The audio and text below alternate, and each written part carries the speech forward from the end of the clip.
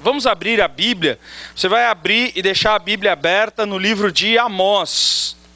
Tem esse livro na Bíblia, pastor? Você não aprendeu a musiquinha lá no departamento infantil?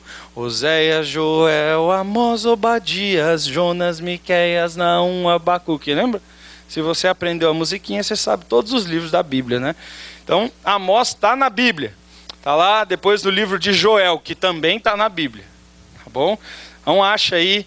É muito interessante porque são livros extremamente poderosos da parte do Senhor, que tem tantos ensinos maravilhosos, mas infelizmente que são pouco pregados nas igrejas. Eu acho que eu nunca ouvi na minha vida, tenho quase 20 anos de cristão, eu nunca ouvi uma pregação em Amós.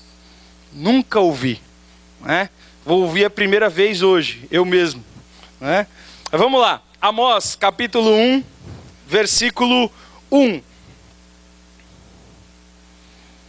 Capítulo 1, versículo 1. Diz assim: esta mensagem acerca de Israel foi dada a Amós, pastor de ovelhas da cidade de Tecoa, em Judá.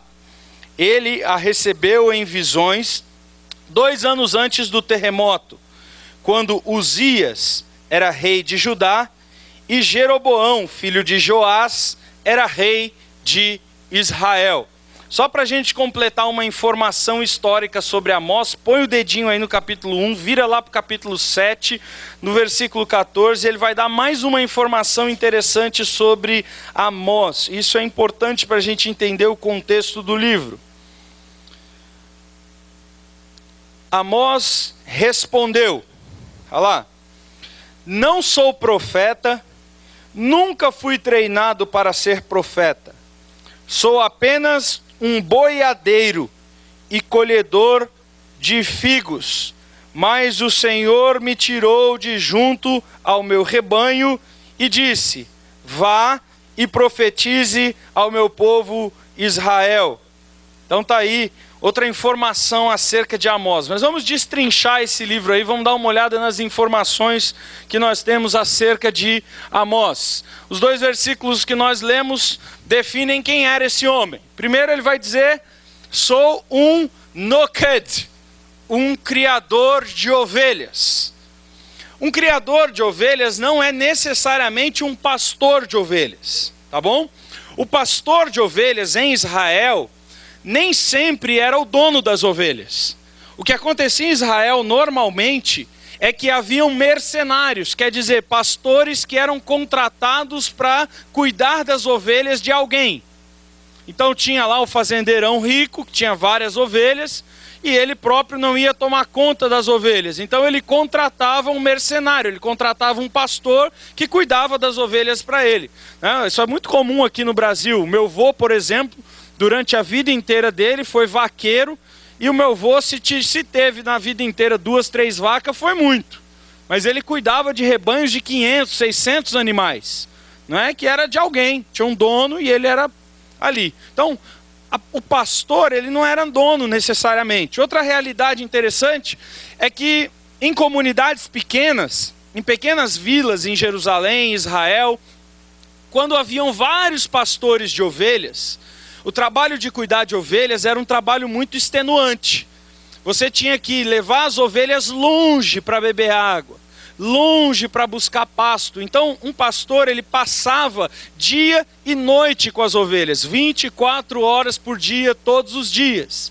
Então, mesmo que você tivesse um rebanho pequeno, era muito cansativo você sozinho cuidar de que fosse 10, 15 ovelhas, porque você precisava ir levar longe, voltar. Então o que eles faziam nas pequenas comunidades? Juntavam os rebanhos, marcavam as ovelhas, juntavam os rebanhos e eles faziam um intercâmbio, eles faziam uma escala. E cada semana um cara ia cuidar das ovelhas, depois ele ia só cuidar daqui a 2, 3 meses e outros assim por diante. Mas a palavra que é usada nesse texto, essa palavra hebraica aí, noked, ela não significa um pastor de ovelhas. Quer dizer, Amós não era simplesmente alguém que levava ovelha de alguém ou que cuidava de um rebanho da comunidade onde ele morava junto com os outros donos de ovelhas daquela comunidade. Não. Amós era o dono de um grande rebanho de ovelhas. Ele era o proprietário. Na verdade, essa palavra ela é usada muitas vezes no Oriente Médio Antigo para expressar o comerciante de ovelhas. Aquele cara que negocia rebanhos, compra e vende grandes rebanhos de ovelhas. No capítulo 7, que nós lemos o versículo 14, tem mais uma informação desse cara. O texto diz que ele era um boqueiro, um boiadeiro. Ele não era só dono de rebanhos de ovinos, ele também era dono de rebanhos bovinos, de bois. Ele era tipo uma JBS da época, só que honesto, né? Não era uma JBS corrupto que nem a do Brasil. A empresa dele era corretinha, por isso que Deus chamou, né? Se não fosse, Deus não chamaria. Mas enfim, ele era um dono de vários rebanhos de gado e ele bem provavelmente negociava leite, queijo, derivados do gado e carne também, ok? E o texto diz que esse cara não era só rebanho ovino e bovino, que ele também tinha uma fazenda de cultivo de figo. Na tua Bíblia pode ser que está escrito aí sicômeros ou sicômoros, né? Sicômoros são figos silvestres. Não é esse figo grandão e docinho, é um figo menorzinho, que ele fica vermelho quando está maduro, e ele é um pouquinho mais azedo do que o figo normal. Mas a Bíblia diz que ele era um coletor de sicômeros, e na verdade a Bíblia diz que ele mora na região de Tecoa, e essa cidade realmente tinha vários olivais e vários sicômoros, e ele trabalhava com isso. Então Amós, gente, não era, e ele próprio diz isso, não sou profeta, não fui no seminário, nunca estudei em seminário nenhum, não fui treinado para ser profeta. O que eu fazia da minha vida era ser um boiadeiro, um cuidador de ovelhas. Eu era um fazendeiro, bem provavelmente alguém muito importante na comunidade onde ele morava, talvez alguém rico. Ele era talvez alguém de muitas posses, porque ele tinha vários rebanhos, diversidade de negócios e ainda plantações. Então era alguém importante na sociedade, alguém rico, alguém que tinha um certo status social, porque os rebanhos de ovelha, durante todo o Antigo Testamento e de bois, são considerados um dos maiores valores que se tinha naquelas comunidades agropastoris do século 8, século 9 a.C., ok? Então está alguém ali, Amós, um cara bem de vida, tranquilo, dono de fazenda, cuidando da vida dele, plantando lá os sicômoros dele, vendendo as ovelhinhas dele, negociando o seu gado e vivendo a vida, não como eu. Eu sou um sacerdote, eu fiz seminário, eu fui chamado por Deus para ser pastor. No tempo de Amós haviam pessoas assim também. Os levitas, chamados por Deus para ser pastores do templo de Jerusalém. E além dos levitas, haviam os sacerdotes, os profetas, que eram chamados por Deus para levar mensagens proféticas, como por exemplo Elias, como por exemplo Eliseu, como por exemplo Samuel, que não eram levitas, mas que traziam mensagens de Deus. E na verdade, existem relatos bíblicos e extra-bíblicos que havia em Jerusalém, além dos levitas, que eram separados desde o nascimento para servir no templo, haviam pessoas que treinavam profetas. Existia uma escola profética em Jerusalém. Quer dizer, haviam pessoas como Elias e Eliseu. Eliseu, um jovenzinho, não é? Foi treinado por Elias para ser profeta. Quando Elias foi embora, Eliseu ficou e continuou a carreira profética, a voz profética de Elias. Então, existem pessoas que Deus chama para falar e que são levitas, sacerdotes, como eu estou falando aqui hoje, na condição de sacerdote, de levita, de alguém que teve um treinamento teológico, que foi numa escola de teologia e que diz ser separado exclusivamente para a pregação do evangelho. Não é o caso de Amós. Amós é uma pessoa comum, como você. Como você que está aqui essa noite não é levita, não foi na escola teológica, não fez teologia, não tem nenhum, vamos dizer assim, treinamento ou chamado para ser pastor, missionário ou qualquer coisa. Uma pessoa comum. Esse é Amós. Um fazendeiro comum. Pessoa simples. Pessoa que está acostumada com a lida do campo. Pessoa que está acostumada a falar com ovelhinha, com boi. Ei, ei, ei, né? Essa é a linguagem de Amós, esse era o dia a dia de Amós. Cuidado dos rebanhos dele. Mas o texto diz para a gente que Deus o chamou para falar no meio da sua geração. E o texto vai nos dizer a época em que isso aconteceu. O texto diz assim: esta é a mensagem dada acerca de Israel, dada ao pastor de ovelhas da cidade de Tecoa, em Judá. Então, Tecoa era uma cidadezinha, mais ou menos aí, 8 quilômetros de Jerusalém. Jerusalém era a capital espiritual da nação. Primeira pergunta que a gente tem que falar quando a gente lida com o livro de Amós é: a 8 quilômetros de Jerusalém, por que Deus chamou um boiadeiro, um cuidador de ovelhas, e não uma outra pessoa que fosse desde o ventre separado para pregar a palavra de Deus, como um levita? Por que Deus chama um boiadeiro para levar a mensagem dele e não alguém da escola sacerdotal de Jerusalém? E a resposta está no que vem na sequência do texto, quando Amós apresenta para a gente o contexto onde ele estava.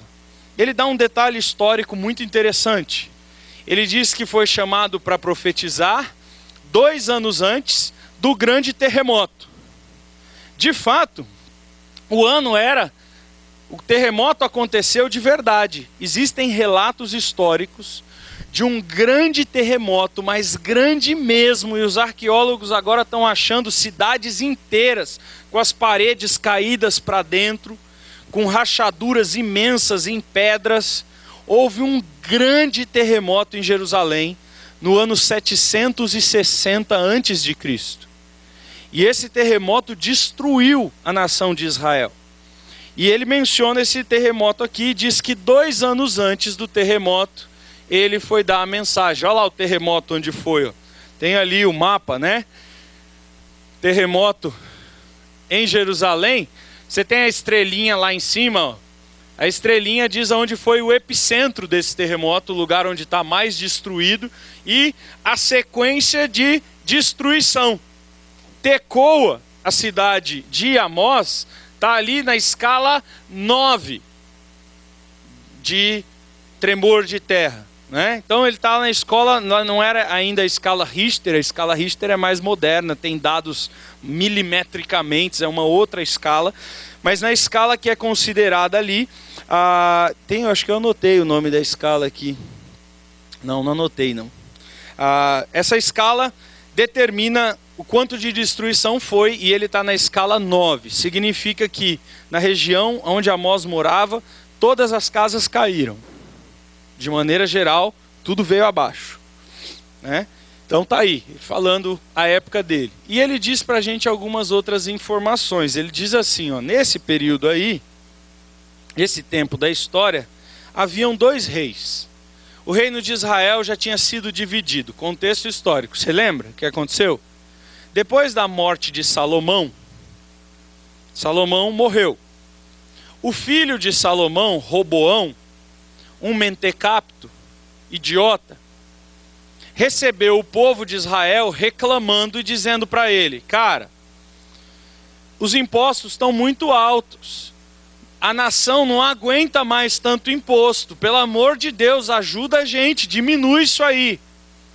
Roboão foi e consultou os conselheiros do rei, os mais velhos, que aconselharam Salomão. E os conselheiros mais velhos disseram para ele: abaixa os impostos, ouve o teu povo. Se você ganhar o coração do teu povo, eles vão te seguir para sempre. Só que Roboão, ao invés de ouvir os conselheiros mais velhos, foi ouvir a molecada, os amiguinhos dele, os adolescentes jovens que ele andava junto. E aí os jovens e os adolescentes falaram assim, não, mano, esses velhos não tem nada a ver que estão falando aí não. O negócio é o seguinte, se você provar para esse povo que você tem o braço mais forte que o do seu pai e que o seu dedo mindinho é mais forte que o braço inteiro do seu pai, você vai mostrar para eles quem manda nessa bagaça. E aí, o que ele fez? Aumentou os impostos. Obviamente, houve uma guerra civil, a nação de Israel se dividiu em duas partes. O reino do sul, que você está vendo no mapa ali de roxo, que é conhecido de Judá. E o reino do norte, que você está vendo no mapa de verde, Israel. O rei de Judá ficou só duas tribos, Benjamim e Judá. E os levitas, que na verdade não tinham território.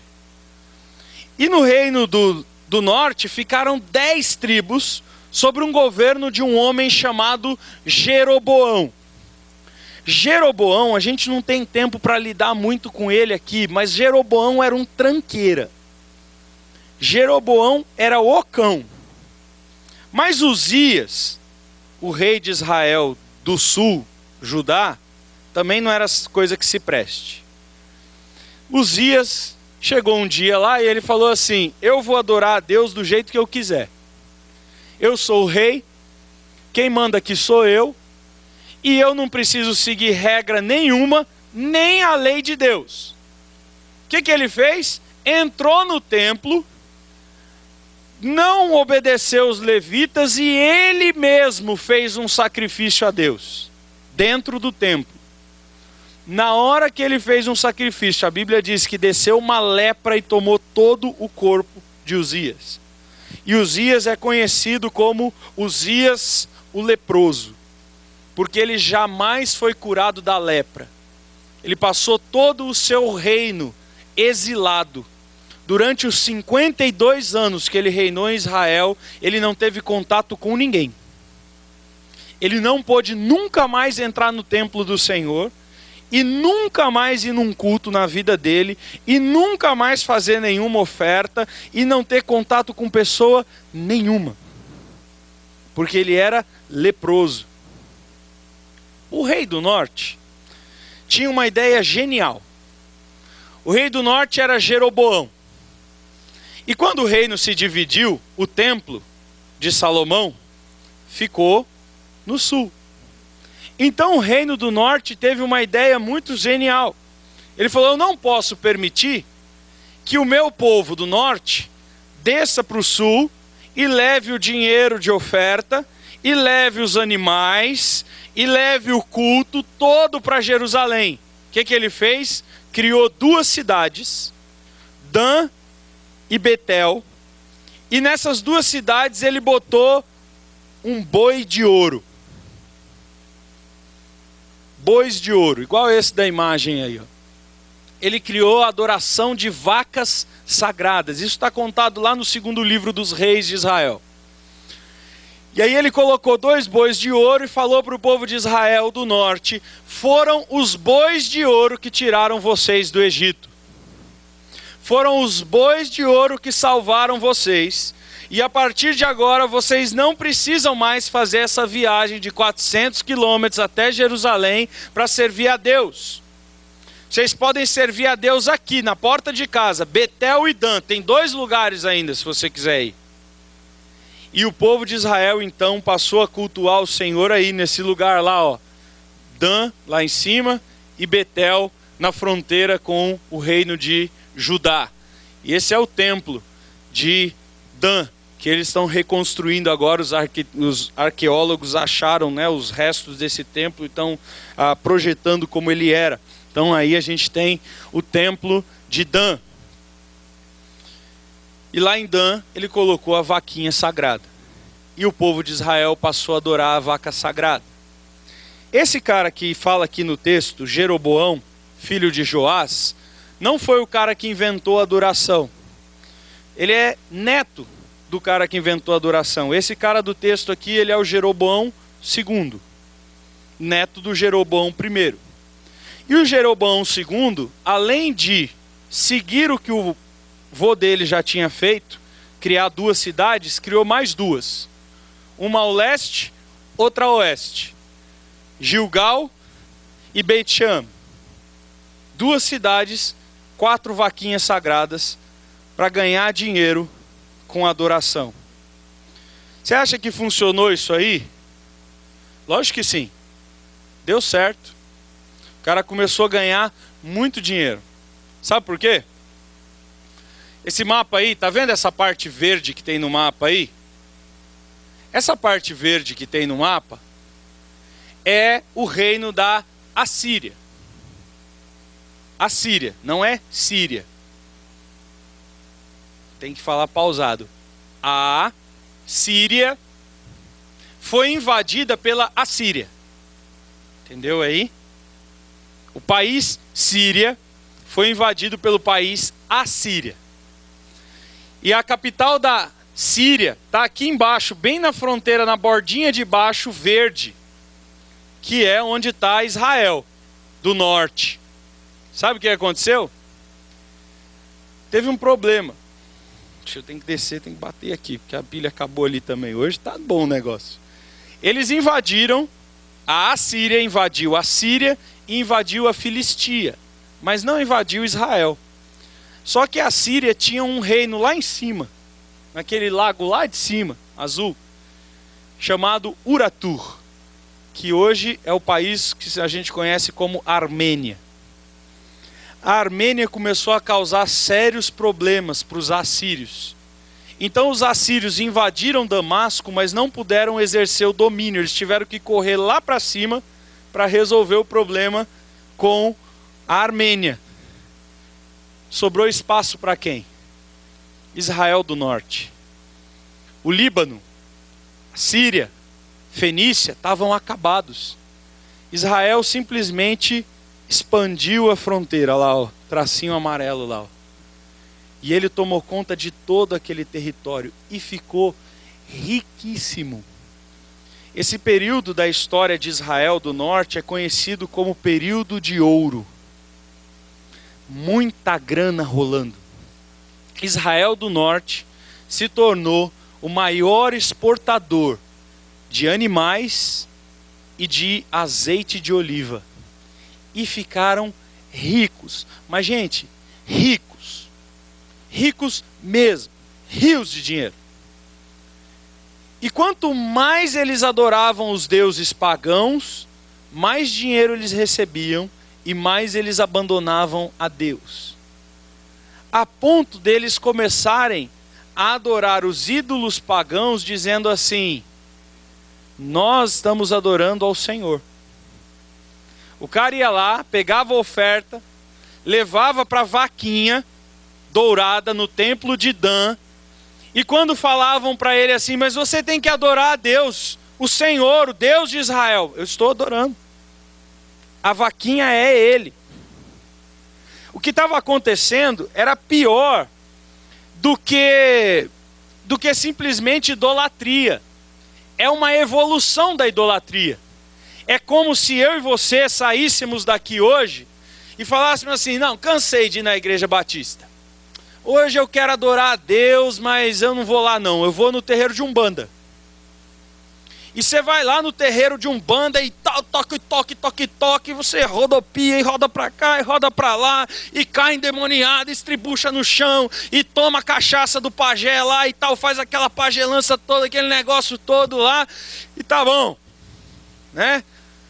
Aí você saiu dali, chega um amigo seu e fala assim: ó, rapaz, você não é um servo de Jesus? Sou.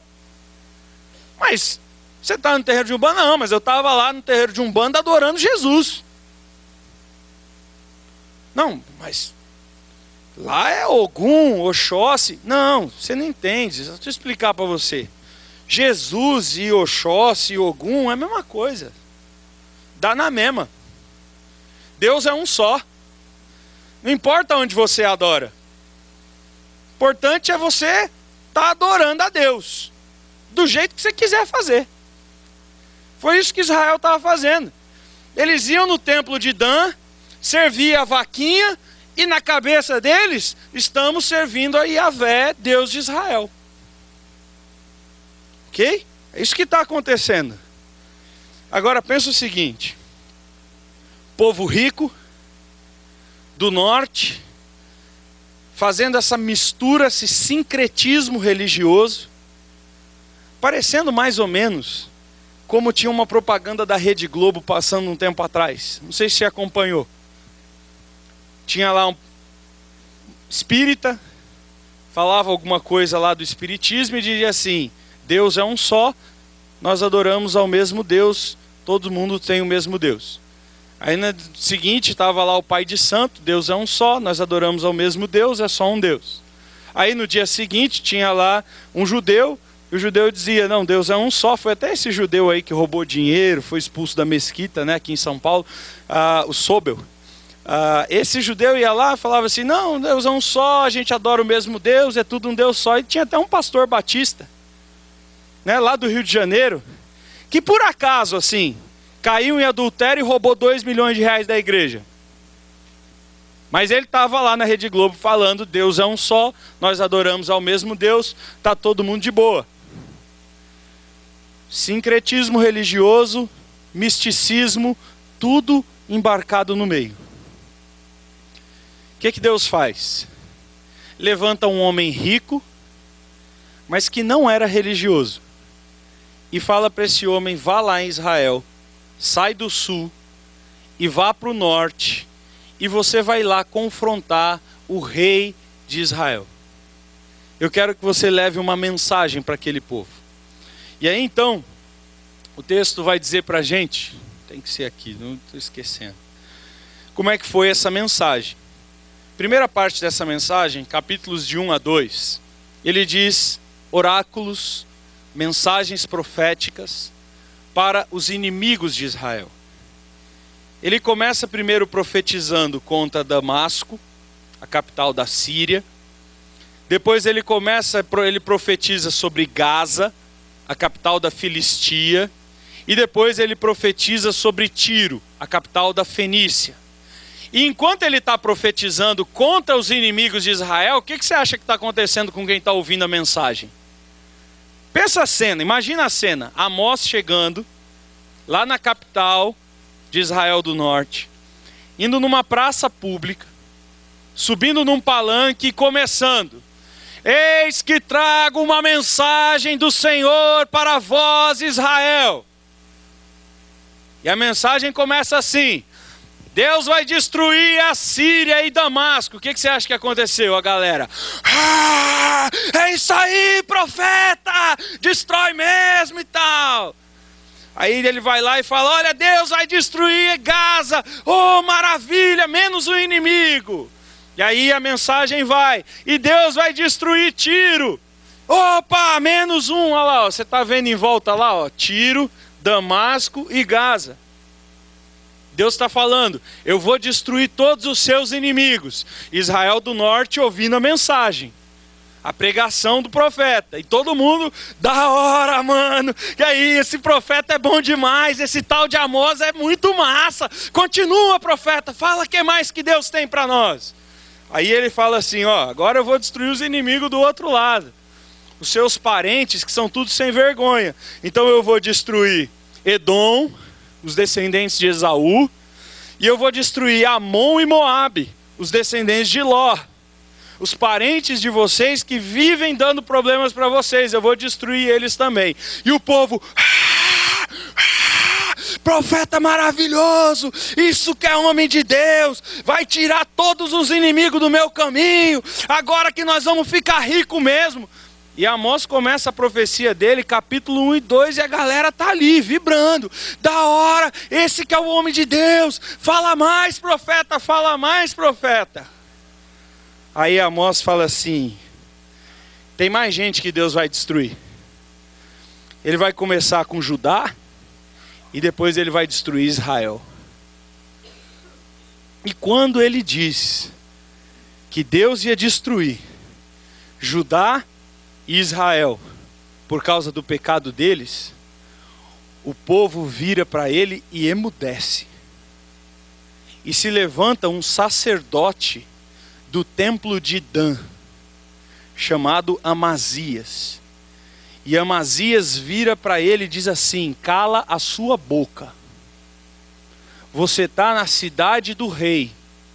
A única pessoa que pode falar em nome de Deus aqui são os representantes do rei. E a gente não fala contra o rei.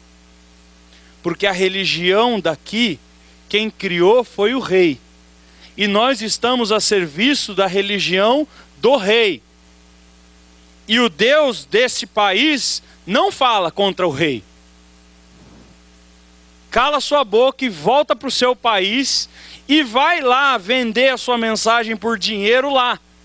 E é nessa do confronto com Amazias que nós lemos o capítulo 7. E que o próprio Amós diz para ele: eu não ganho dinheiro com isso. Eu não estou falando aqui porque eu preciso de dinheiro. Você é um sacerdote corrupto.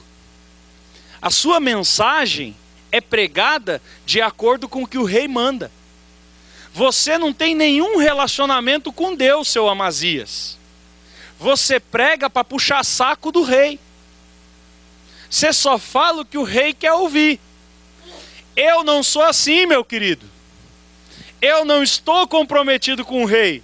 Eu sou vaqueiro, tenho fazendas, tenho gado, tenho tudo, não fui escola profética, não tenho a profecia por profissão. Eu estou vindo aqui para dizer para você que eu não tenho compromisso nenhum com o teu rei, eu não tenho compromisso nenhum com o dinheiro dele e com a riqueza do seu país. O meu compromisso é com Deus. E eu estou dizendo para você, você também, em nome do rei, defendendo o rei, vai morrer. E esse é o primeiro contraste que tem no texto. E aí então, ele faz várias acusações ao povo de Israel e convida Israel ao arrependimento. As acusações são, primeiro, insensibilidade aos privilégios da aliança. Se você ler o livro de Amós, você vai ver que várias vezes Deus fala assim para Israel: cara, eu tirei você do Egito. Eu destruí todos os seus inimigos. Você tinha inimigos gigantescos aqui. Você tinha gente que tinham fortalezas e muralhas. Eu derrubei as muralhas. Eu dei vitória militar para vocês. Eu abençoei vocês e eu fiz vocês prosperar. Não foram as vacas. Foi eu, o Senhor. Só que vocês estão pecando contra mim. E vocês estão esquecendo que vocês só prosperam porque eu fiz você prosperar. Que sem mim, nada você tem. Essa é a primeira mensagem de Amós para aquele povo. A segunda mensagem era da ingratidão daquele povo. Ele vai falar: vocês são ingratos. Vocês fazem as coisas. Deus, eu, Senhor, abençoo vocês, e quando vocês recebem o resultado da minha bênção, vocês batem no peito e dizem assim: nós somos bons, a gente arrebenta. E é interessante que Amós, ele é cheio de cinismo e cheio de piadinha com o povo de Israel, e ele fala de uma frase que o povo de Israel do norte dizia sempre. Eles diziam: nós fomos lá e derrotamos Lodebar. Lodebar em hebraico significa nada. E aí eles estão dizendo assim: nós fomos lá e derrotamos uma cidade que não é nada. E aí Deus fala assim: vocês estão se orgulhando por isso? E aí então, a terceira mensagem ele fala sobre uma sociedade gananciosa. Uma sociedade que vive procurando dinheiro, procurando riqueza, procurando benefício pessoal.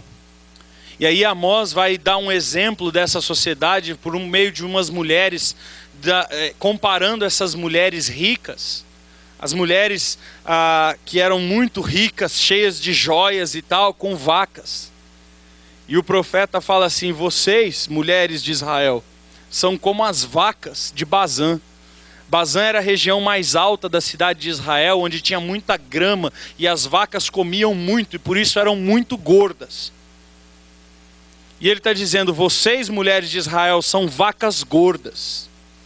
E ele está falando dessas vacas gordas, não se referindo ao biotipo delas, mas referindo ao caráter delas. Um caráter podre, um caráter arrogante, um caráter centrado só em si mesmo e na satisfação dos seus próprios desejos. E uma das coisas que Amós vai dizer dessas mulheres é que elas virem e dizem para os maridos, elas oprimem os pobres, elas humilham as pessoas simples, e elas dizem para os maridos, traz mais vinho, que a gente quer beber. Então eram mulheres extremamente arrogantes. Ele vai criticar duramente a religiosidade hipócrita daquelas pessoas, a crença de que tudo estava bem. Porque quando o profeta Amós trouxe a mensagem de Deus e disse, eu vou destruir vocês, e Deus fala por meio de Amós, vão nos seus vizinhos, vai lá em Damasco, vai lá na capital da Síria e vê o que sobrou. Agora desce lá na Filistia e vai na capital da Filistia, vai lá em Gaza e vê o que sobrou. Só tem ruína lá. Por que vocês acham que vocês são diferentes? Que vocês podem fazer o que vocês quiserem, viver da maneira que vocês quiserem e não vão colher para si o juízo de Deus? Então ele vai trazer essa mensagem e ele vai dizer, vocês toleram uma moralidade pervertida. E aí então, o texto faz 3 grandes profecias. Primeiro, gafanhoto. Segundo, fogo. Terceiro, prumo. Quarto, cesto de frutas maduras. E o quinto, Deus na borda do altar, na beira do altar. Gafanhoto significava, eu vou trazer fome para vocês. O fogo significava, eu vou incendiar todas as suas cidades. O prumo significava, eu vou derrubar todos os muros, todas as fortalezas. Não vai sobrar pedra sobre pedra. Eu vou aterrar tudo. O cesto de frutas significa, vai ser rápido. É como se você estivesse olhando um cesto de frutas sendo colhido. A plantação acabou, meu amigo. O juízo está à porta. E ele vai dar a última profecia, o Senhor do lado do altar. Significa, já tem a pedra, já tem a ovelha, já está com a faca na mão, é só passar no pescoço. E o Senhor está dizendo para Israel do norte, eu vou trazer a Assíria aqui, e não vai sobrar pedra sobre pedra. E de fato, queridos, se você continuar lendo a história da Bíblia, 10 anos depois da mensagem de Amós, 2 anos depois teve o terremoto, 10 anos depois, o grande império da Assíria, com o imperador Tiglat-Pileser III, invadiu Israel, e Israel do norte foi exterminado da história. Não existe mais. Não sobrou nada. A mensagem de Amós é uma mensagem que nos lembra que nós precisamos obedecer ao Senhor, mas que Deus tem uma restauração final. E o final do livro de Amós, capítulo 9, ele vai lembrar que quem permanecer fiel será restaurado. Ele diz para aqueles que permanecerem fiéis, ele vai restaurar o trono de Davi, o reino de Israel sobre todas as nações da terra e a prosperidade que será duradoura para aqueles que permanecerem fiéis. Esse é o livro de Amós. Para a gente terminar, eu queria só passar rapidinho, já falei dos contrastes, passar rapidinho com vocês as acusações que Deus faz contra Israel. Quais eram os pecados de Israel? Existem nesse livro mais de 33 acusações de pecado. Eu vou passar rapidinho por eles. E você vai perceber uma coisa que tem a ver com todos esses pecados. Qual é o propósito de Deus para o seu povo? Ok? Nós vamos ver os pecados e nós vamos ver onde eles estavam errando. E pecado significa aquilo que você faz que não agrada a Deus. Aquilo que você faz que é contra o que Deus planejou para você. Isso é algo que tem a ver não com o povo, nem com a aliança, mas com o caráter de Deus. Aquilo que Deus deseja que o seu povo faça. E não significa se nós somos Israel ou não. Povo de Deus. O povo de Deus, em qualquer época da história, não pode cometer esses pecados. Primeiro deles, vendem por prata o justo e vendem por um par de sandálias o pobre. Vendem por prata o justo e vendem por um par de sandálias o pobre. São mensagens que dizem que havia algo lá em Israel. As pessoas ricas, as pessoas que tinham melhor condição, se aproveitavam desta melhor condição daqueles que eram mais pobres. Você acha que isso não acontece nos nossos dias? Você acha que dentro dessa igreja não tem pessoas que praticam isso? É claro que tem. Você quer ver como que nós podemos praticar isso? Você chega para uma pessoa e pergunta para ela: o que você faz? Eu sou faxineira. Ah, muito bem, eu estou precisando de alguém que limpe a minha casa. Quanto custa o seu dia de trabalho? Ah, eu cobro 150, é o que está sendo cobrado em todos os lugares por aí. 150 está caro demais. Eu sou poderoso, eu tenho dinheiro para te pagar. Você precisa de mim, não precisa? Vou te dar 110, se quiser. Vende por prata o justo.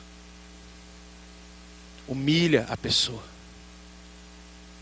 Sabe quando vem o cara na praia, vendendo refrigerante debaixo de um sol de 50 graus? E você pergunta para ele: quanto que é a Coca-Cola? E ele fala: é 5. Pô, tá caro, hein, meu? Tenho 3 aqui, leva. Você está oprimindo o pobre. Você está se aproveitando da sua condição de ter dinheiro para humilhar aquela pessoa.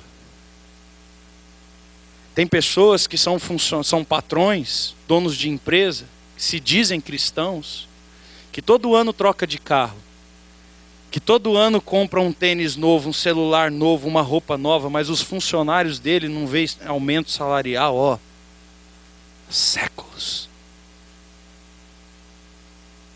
Oprimir, humilhar, aproveitar-se da sua condição econômica para tomar do outro o trabalho dele. Você sabe quanto custa um tênis Nike?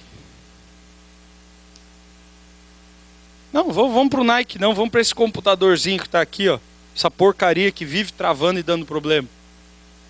Esse computador que está aqui, você sabe quanto que ele é vendido numa loja aqui no Brasil? 20 mil reais. Uma droguinha dessa aqui. Sabe quanto que ganhou o cara que passou 18 horas por dia, 7 dias por semana, montando esse computador lá na China? 10 centavos de dólar por hora de trabalho. Quando eu comprei esse computador, eu escravizei ou não essa pessoa? Quando você compra um tênis Nike, que custa 150, o cara que fabricou ele lá na Malásia, na Indonésia, recebeu num porão de uma fábrica, sem nenhuma condição de salubridade, trabalhando às vezes 18, 19 horas por dia, menos de 3 centavos de dólar para fazer o tênis que você tem no pé. Nós somos uma sociedade que escraviza as pessoas ou não? O texto está dizendo que nós devemos reavaliar as nossas compras, como nós pagamos os funcionários que trabalham para nós, como é que nós negociamos os preços nas lojas. Porque até hoje eu nunca vi um vendedor de praia ficar rico vendendo picolé na praia. Por que a gente abusa dele?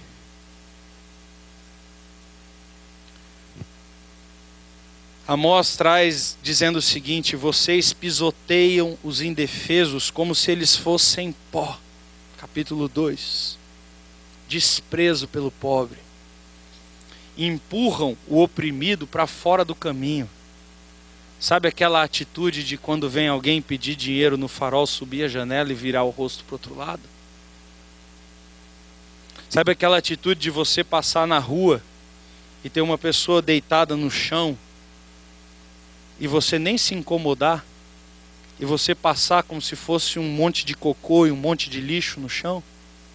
É isso que Amós está dizendo que acontecia em Israel. E é por isso que Amós está dizendo que Deus vai destruir a nação de Israel. Amós diz o seguinte: pai e filho dormem com a mesma mulher. E ele não está dizendo de dormir com a mesma esposa, mas que eles dois vão no templo participar da prostituição ritual que havia no templo. E essa acusação de Amós tem a ver com a imoralidade sexual que estava tomando a nação de Israel. A imoralidade sexual, o padrão sexual lá embaixo. Aquele padrão sexual que tolera a pornografia como normal. Aquele padrão sexual que tolera a homossexualidade como normal. Aquele padrão sexual que considera o adultério como algo que acontece, que é comum, que não tem problema. Esse padrão sexual imoral, leviano, baixo. Amós acusa o povo de Israel que eles estão profanando o nome de Deus e que eles estão pegando todas essas coisas. Olha só o texto. Vocês pegam as roupas das pessoas que devem para vocês, que dão para vocês como garantia. Sabe loja de penhor? Quando você tem precisando muito de alguma coisa, tem lá um relógio de ouro, você vai numa loja de penhor, lá na Caixa Econômica, deixa o seu relógio, pega o dinheiro. Eles pegavam esse dinheiro, esse relógio, essa roupa que era deixada como garantia e levavam lá no templo da vaquinha dourada oferecer para Deus e diziam: nós estamos oferecendo para o Senhor de Israel. Na casa dos seus deuses vocês bebem vinhos comprados com multas injustas. Dão vinho para o nazireu beberem. Vocês estão promíscuos, vocês são moralmente promíscuos.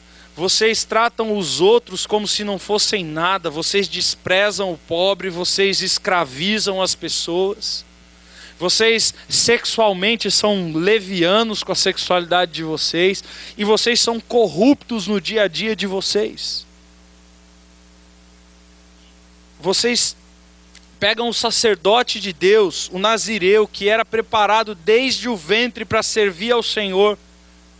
Alguém que deveria, durante toda a sua vida, não podia cortar o cabelo, não podia tocar em defuntos, não podia beber vinho.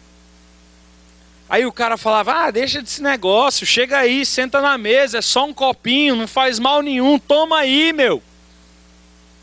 Para com essa coisa quadrada de antigamente, vamos aí, bebe aí.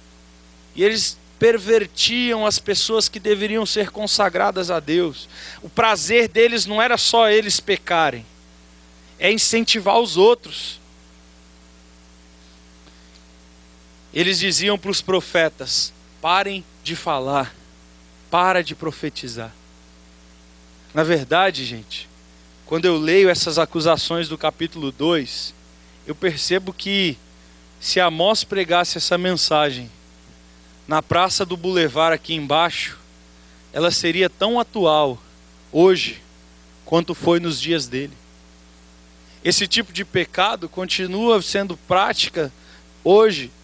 E eu não estou falando de prática de gente que não é crente, de gente que não tem nada a ver com igreja. Não, eu estou falando da igreja. E Amós está falando do povo de Deus.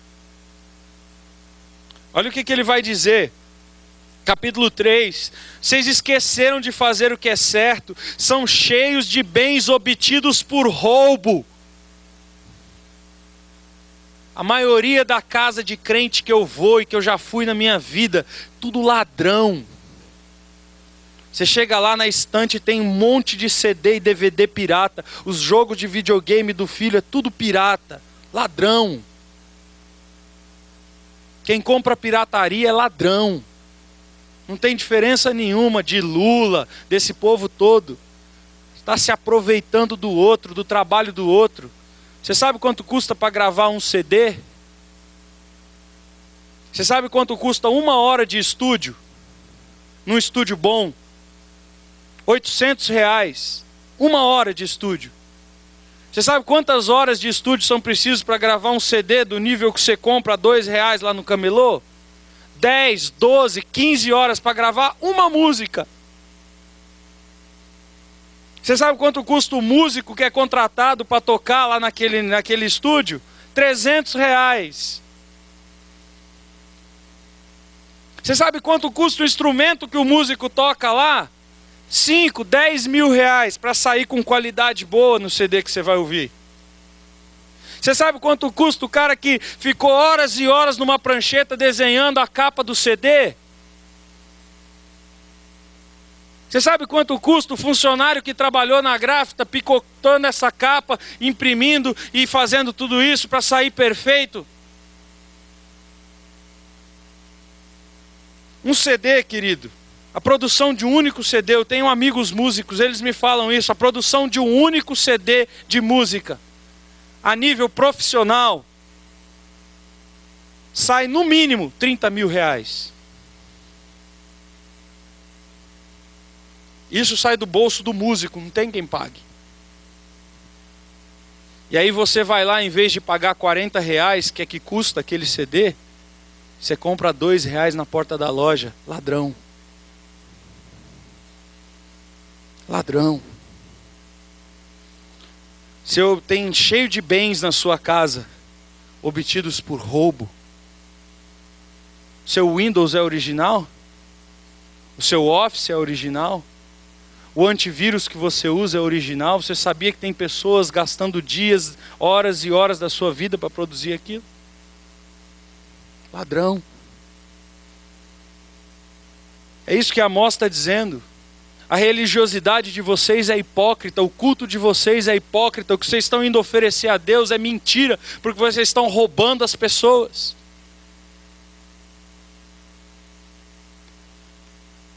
Eles deitam em camas luxuosas e recostam-se em seus sofás e lençóis de damasco.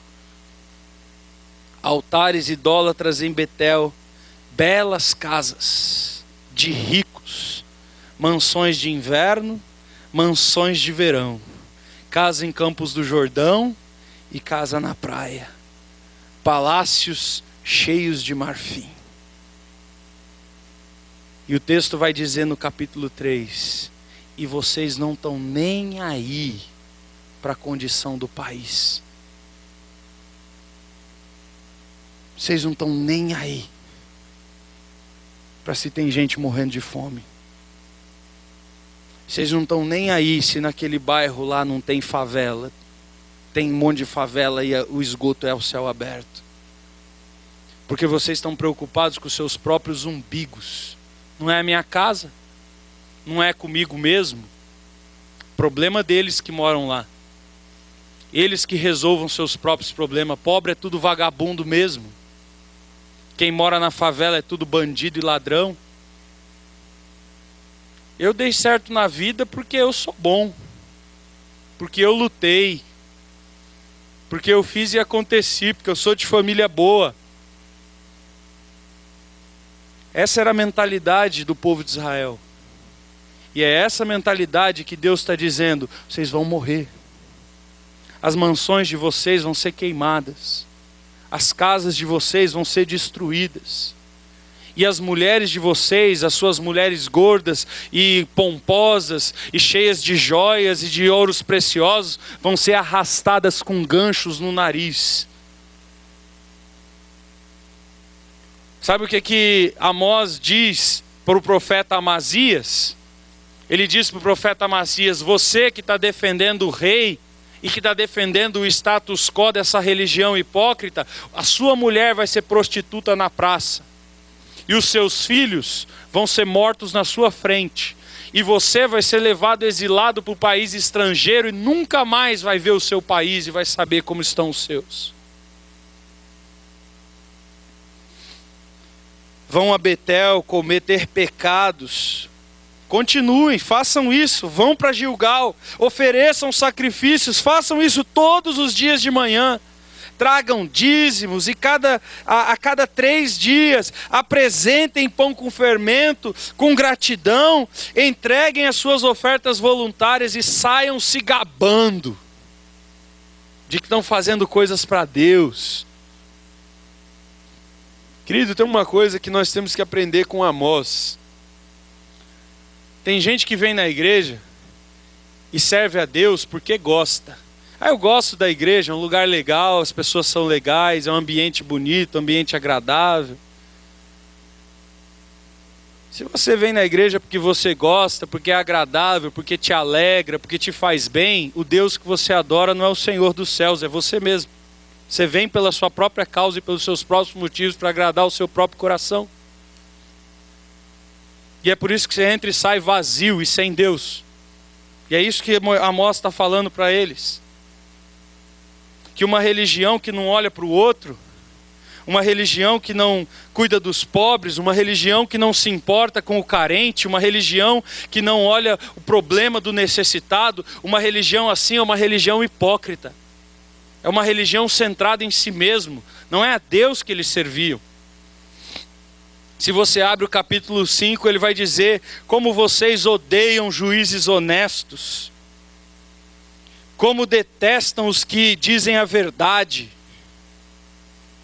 oprimem os pobres, roubam o trigo com impostos injustos, afligem o justo aceitando suborno, não fazem justiça ao pobre nos tribunais. Povo completamente perdido,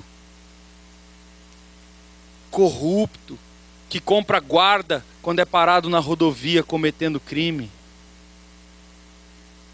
que liga para o amigo que é amigo do amigo para livrar ele de uma multa ou para fazer com que ele não receba a punição que ele tem que receber pelo crime e pelo erro que cometeu, que não paga o preço de ser honesto, de ser íntegro, que sonega imposto, que mente na declaração do imposto de renda, que vai levar o filho no médico, mas o filho não tem plano de saúde e pega a nota fiscal do médico no próprio nome dele.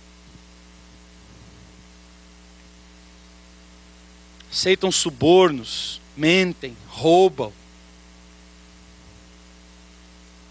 Olha só o capítulo 6. Vivem no sossego das suas vidas em Jerusalém, se sentem seguros na Samaria, está tudo bem. A cabeça desse povo é assim: não vai dar nada. Deus é amor, Deus é graça, Deus perdoa. Não vai acontecer nada com a gente. Amós vai dizer: vocês, os seus líderes, olha só, gente, parece que eu estou ouvindo a liderança, agora a descrição do povo evangélico brasileiro. Os seus líderes são famosos, se deitam nas camas de marfim. Olha lá, Malafaia, Valdomiro, Edir Macedo e tantos milhares de outros aí, ó, na opulência, no luxo, jatinho para cá, jatinho para lá, terno Armani, relógio Rolex de ouro. Os líderes da nação se espreguiçam nos seus sofás, comem carne de cordeiro gorda, do rebanho e dos novilhos engordados nos estábulos. Olha lá, churrasco. Essa semana conheço uma menina, uma amiga nossa que conhece pessoas que trabalham aqui nesse 53 da Castelo aqui. Esqueci o nome. Como é que é o nome lá? Quinta, não é a Quinta do Marquês, é o 53 lá, que vende comida. Diz que o Valdomiro, toda semana ele tem um sítio enorme ali no bairro do Saboó, em São Roque. Vem de helicóptero, vai comer lá na Quinta do Marquês, a continha dele, continhazinha, um almocinho em família, 1.700, 1.800 reais. Diz que ele só toma vinho de 800, 900 pau a garrafa. E depois o vagabundo vai na televisão chorar em nome de Jesus, pedir dinheiro para o povo, porque senão vai tirar a pregação do profeta do inferno, da corte de Amazias. Não tem nada a ver com Deus isso. Não tem nada a ver com Deus esse povo. Entoam canções ao som da harpa e pensam ser grandes músicos como Davi. Ah, meu povo. Tempo atrás aí a gente foi chamar um cantor evangélico para cantar aqui na nossa igreja, porque falaram que o cara era crente. E eu acreditei. Tonto. Liguei lá no escritório dele. Olha, queria que ele viesse aqui em Barueri para cantar na nossa igreja. Qual o tamanho da igreja? Eu já pensei na hora, mas que raio de pergunta é essa? Mas tudo bem, eu falei, a igreja tem 180, 150 pessoas por aí. Ah, ele não toca para público de menos de 500. Aí eu falei, era numa época que era aniversário da igreja, eu pensei, bom, a gente pede lá o teatro de Barueri, né? Falei, mas tem mais alguma coisa? Tem. Ele só voa de avião na primeira classe, ele só fica em hotel para mais de 4 estrelas, tem que pagar um quarto, uma suíte de hotel separado para cada músico da banda, eram 4, mais ele, 5. Eles não levam instrumento musical, porque dá muito trabalho levar um instrumento musical, pode quebrar no avião. Então você tem que alugar um instrumento musical da marca que ele quer, do modelo que ele quer, com a mesa de som que ele quer, com o equipamento que ele quer. O palco tem que ter tanto de altura, tanto de largura, tem que ser assim, tem que ser assado. Frigir dos ovos, R$35 mil. Eu não falei no telefone, porque eu sou educado, mas eu devia ter falado, vai pro inferno. Vai você e ele também. Para não dizer outra coisa. Acha que é o quê? Acha que é o próprio rei Davi encarnado? Está me fazendo de trouxa? Né? Bebem vinho em taças enormes, se perfumam com os melhores óleos aromáticos, não se importam com a ruína da nação. Essa galera, gente, ele vai no show, porque isso é um show, não é um culto. E ele ainda cobra ingresso. Essa marcha para Jesus aí, ó, maior fonte de roubo e de dinheiro que tem no mundo. Os pastores evangélicos da cidade são loucos, eles brigam no dente, no tapa para quem vai organizar a marcha para Jesus. Porque o que eles ganham de dinheiro da prefeitura é um saco sem fundo. Roubam. Na cara dura. E os pobres, os simples, o cara que está lá desempregado há 6 meses, vai lá e paga para ouvir um desgraçado desse, um maldito desse. E eles não estão nem aí com o pobre. Eles não estão nem aí para ninguém, eles só estão preocupados em encher o bolso deles de grana. É só isso que eles querem. Transformam a retidão num veneno e o fruto da justiça em algo amargo. O último texto, capítulo 8, diz assim, ó: roubam dos pobres, oprimem os necessitados. Não vem a hora do sábado terminar e da festa religiosa acabar para voltar para a sua vida, para os seus negócios. O cara está na igreja.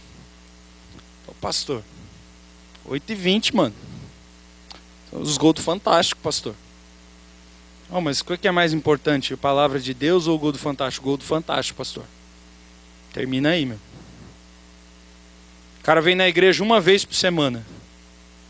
Fica aqui 2 horas. E acha que foi tempo demais. Agora ele vai num cinema. Paga caro. Vê um filme que é um lixo. Cheio de mulher pelada, de sexo e sacanagem. Fica lá 2h30 e sai feliz da vida. Qual o valor que dá, né? Para as coisas espirituais. Para que ele está aqui, né? Na verdade ele está aqui porque ele tem medo de ser punido, sei lá o quê. Qual a motivação? Porque é gostoso, é legal, tem os irmãos, cresci na igreja, preciso de Jesus, sei lá. Mas não tem prazer na lei do Senhor. Durante a semana não ora, não lê a Bíblia, não faz mais nada. No máximo vem no domingo e ainda sai brigando com a esposa porque não sabe onde deixou a Bíblia. Aliás, eu aqui na igreja já doei um monte de Bíblia. Largou aí, filho. 2 semanas já não vai estar mais. Vai estar na mão do morador de rua, numa fundação casa, em qualquer lugar. Bíblia não é lugar de ficar na igreja. Dou mesmo. Usam medidas falsas e balanças adulteradas. Misturam trigo com palha varrida do chão. Só. Escraviza, eu já vi crente fazer isso, né? Vai vender o carro, chega no mecânico, o carro tem um monte de defeito. Crente, hein? Vai vender o carro tem um monte de defeito, chega no mecânico e fala pro mecânico: dá um tapa aí. Põe qualquer coisa, pendura arame, amarra com fio, cup noodles, der para colocar aí, você vai colocando. Entendeu? Mais barato, hein? Aí na hora de chegar lá no vendedor, né? O cara que vai comprar o carro, pô, esse carro tá da hora, zerado, mano. Eu sempre cuidei dele, tá comigo há 10 anos, o carro tá 10 dias com ele tá vendendo porque o carro é uma desgraça e tá enganando o outro e mentindo pro outro, crente. Diz que é crente. Escraviza o pobre por uma moeda de prata e por um par de sandálias. Sabe o que acontece, queridos? O que Israel devia fazer e não fazia. O serviço social. Aliviar o necessitado. Ajudar o outro com atividades filantrópicas. Ajudar os indivíduos e as famílias. Fazer obras de misericórdia. Era isso que Israel devia fazer. É isso que está na lei de Deus. Mas eles não faziam. O que Israel devia fazer? Resolver de vez o problema do necessitado. Fazer atividades políticas e econômicas que mostram que existe uma oportunidade de vida diferente por ser o povo de Deus. Transformar a estrutura da sociedade pelo exemplo. Buscar a justiça, o que é correto, mas não Israel. Não Jeroboão. Não Amazias. Não aquele povo. E infelizmente, todos eles foram exterminados. Todas as vacas de Bazã foram arrastadas para o cativeiro. Todos os filhos de Amazias foram mortos. Todos os Amazias se tornaram escravos. Todas as mansões foram queimadas. Porque uma coisa é certa, meu querido, e eu e você temos que entender isso claramente. Quem pratica essas coisas, crente ou não, israelita ou não, age contra Deus e chama inimigo a Deus. E o texto de Amós tem uma última mensagem que se repete em todo o livro. Ai dele. Mas não é um ai dele assim, tadinho dele, não. É ai de grito de desespero. Que eu quero deixar claro para mim, para você, para todos nós que estamos aqui, que é impossível que nós digamos que temos um relacionamento com Deus e que somos o povo de Deus, se nós não estamos nem aí para o pobre, para o humilde, para o necessitado, para o carente, para o faminto. Na verdade, o Senhor Jesus disse para os apóstolos dele que ele nos visitaria nos nossos dias. E a visita dele seria no enfermo, no encarcerado, no faminto, no nu. E que nós vamos nos encontrar com Jesus, não é dentro desse prédio. Nós vamos nos encontrar com Jesus dentro da cadeia. Nós vamos nos encontrar com Jesus dentro da UTI do hospital. Nós vamos nos encontrar com Jesus na Cracolândia.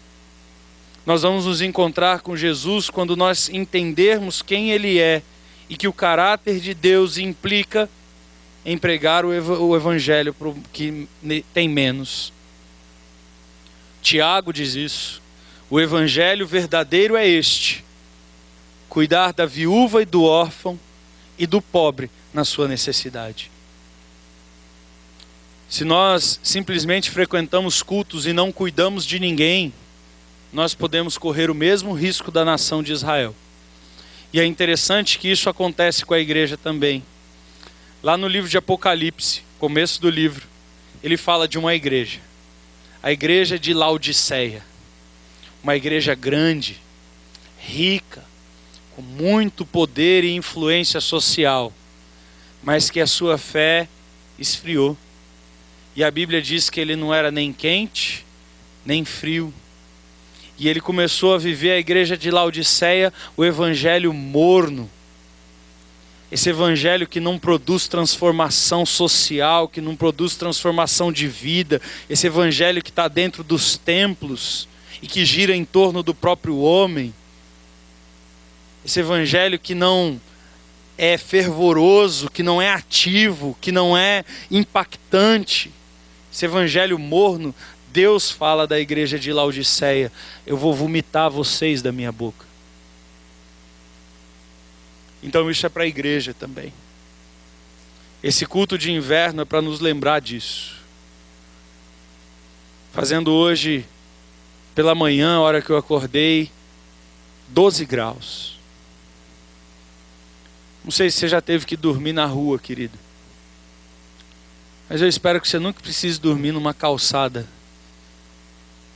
num dia que esteja fazendo 12 graus. Mas eu quero que você se lembre que se você não lembrar de quem está nessa condição, talvez um dia você esteja nessa calçada. Como Amazias esteve. Como o povo de Israel todo esteve. E essa é a mensagem de Amós para nós.